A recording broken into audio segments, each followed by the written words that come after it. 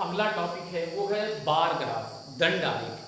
Why we use दंड आरेख, हम दंड आरेख क्यों यूज करते हैं? जब हम लोग पिक्टोग्राफ यूज कर रहे थे अच्छे से, तो हम दंड आरेख क्यों यूज करते हैं? दंड आरेख इसलिए यूज करते हैं, जब हम पिक्टोग्राफ को बनाते हैं तो पिक्टोग्राफ के बनाते समय बहुत सारी दिक्कतें ये आती हैं कि पिक्टोग्राफ में तो पिक्चर्स को बनाना पड़ता है बार बार, पिक्चर्स को बनाना ही कठिन कार्य है। मेरे जैसे लोग पिक्चर्स को बना भी नहीं पाते हैं, तो पिक्चर्स को बनाने के लिए काफ़ी टाइम लगता है, पिक्चर्स को बनाना कठिन होता है, बार बार एक ही पिक्चर्स को बनाना पड़ता है, तो टाइम टेकिंग होता है। इसलिए हम लोग क्या यूज करते हैं? Bar graph. बार ग्राफ को बनाना आसान होता है। बार ग्राफ को हिंदी में कहते हैं दंड आरेख। दंड यानी एक दंड बनाना पड़ता है जो कि समान चौड़ाई के होते हैं, ठीक है, उनकी विड्थ समान होती है सभी दंड की। तो चलिए एग्जांपल से हम लोग इसको समझने की कोशिश करते हैं। बार ग्राफ कैसे हम लोग बार ग्राफ, डेटा अगर दिया है बार ग्राफ कैसे बनाएंगे? एक स्टूडेंट का डेटा दिया हुआ है, ठीक, एक स्टूडेंट्स हैं, उनके प्राप्तांक हैं, यानी कि छात्र हैं, उनके प्राप्तांक दिए हुए हैं। ये स्टूडेंट हैं अमित, मोहन, सोहन, रामू, राधा, रितु। उनके जो प्राप्तांक हैं 450, 300, 400, 350, 500, 550 उनके प्राप्तांक दिए हैं, ठीक। अब इनको हम बार ग्राफ कैसे बनाएंगे? तो बार ग्राफ बनाते समय सबसे पहली चीज है, हम लोग क्या करेंगे, एक YH, ये है YH एक्सिस, इंग्लिश में कहते हैं एक्सिस, YH और X अक्ष, ये होता है X अक्ष, एक्सिस। Y एक्सिस और X एक्सिस को खींच लेंगे, दोनों एक दूसरे को कहां पर काटेंगे? 90 पर, यानी कि 90 अंश के कोण पे एक दूसरे को ये लोग काटेंगे, ठीक। दो अक्ष बना लिए, दोनों एक दूसरे पे कहां पर काट रहे हैं? 90 अंश के कोण पर, ठीक है। चलिए आगे अब हम देखते हैं किस कैसे हम बनाते हैं।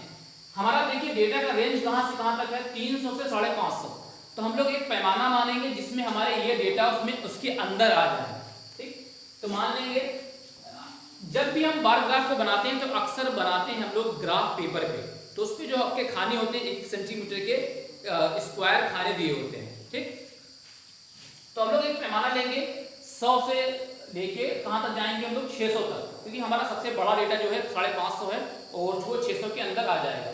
तो हम लोग शुरू करते हैं पैमाना अपना 100 से, ठीक, क्योंकि हमारा 300 सबसे छोटा है, तो 100 से शुरू करेंगे तो हमारा 300 उसमें आ जाएगा, ठीक। क्योंकि हम क्या करेंगे, एक बॉक्स, जो हमारा एक बॉक्स होगा 1 सेंटीमीटर बराबर ले रहे हैं 100 अंक, ठीक। हमारे जो अंक दिए हैं तो 1 सेंटीमीटर का एक बॉक्स होता है, ठीक। तो 1 सेंटीमीटर बराबर 100 अंक ले रहे हैं। हम 300 से शुरू क्यों नहीं कर रहे हैं?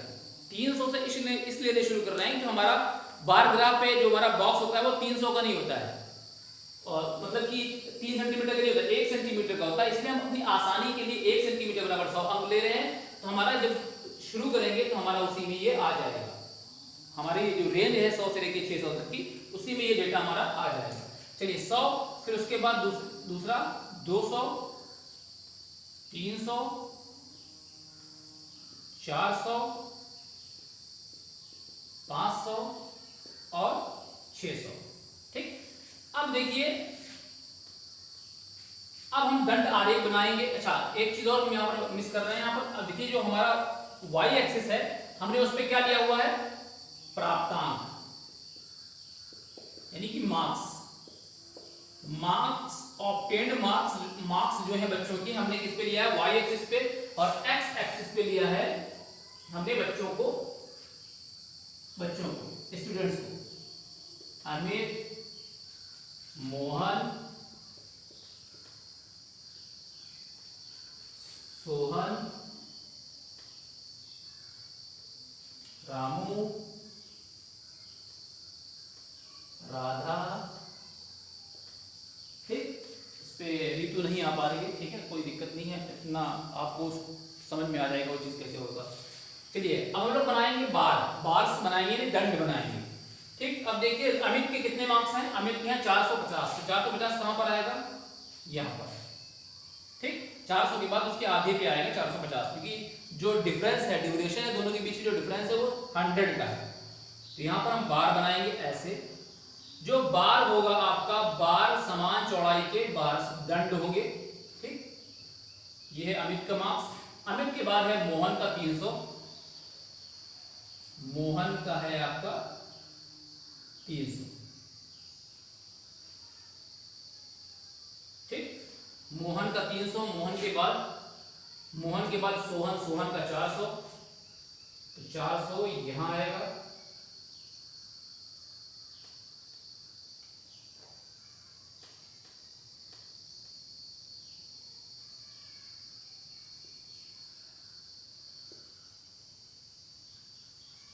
ठीक, तो सोहन का 400, सोहन के बाद कौन है, रामू का 350, तो रामू का 300,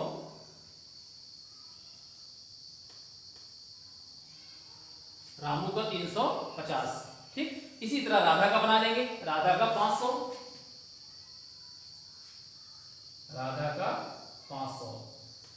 आप इसको पटरी से बनाएंगे अच्छे से। ठीक, राधा का हो गया 500। तो आप इस पिक्चर्स को देख के तुरंत बता सकते हैं। आपसे पूछेंगे कि सबसे ज्यादा अंक किसको मिले हैं, तो सबसे ज्यादा अंक मिले हैं रीतू को। जब बनाएंगे आप, रीतु को बना लीजिए, रीतु का है 550। ठीक, जैसे ही आप लोग पूछे सबसे ज्यादा अंक किसको मिले हैं, तो सबसे बड़ा बार किसका है, रीतु को सबसे ज्यादा अंक मिले हैं, रीतु को। उसके बाद राधा को। तो इस चित्र को भी देख सकते, आपसे जो क्वेश्चन इसके बारे में पूछा जाएगा, आप चित्र को देख के भी बता सकते हैं कि सबसे कम अंक किसके हैं, मोहन के सबसे कम अंक हैं। ठीक, तो यही है पर्पस दंडारेख का। दंडारेख को ऐसे बनाते हैं। आई होप आपको समझ में आया होगा। दंडारेख डेटा दिया हो, दंडारेख कैसे बनाएंगे। एक तरफ हम लेंगे उसके जो आपके जो 2 आंकड़े दिए हैं, जैसे कि हमने लिया हुआ था स्टूडेंट और मार्क्स, तो हमने एक तरफ ले लिया मार्क्स को और एक तरफ ले लिया हमने स्टूडेंट्स को।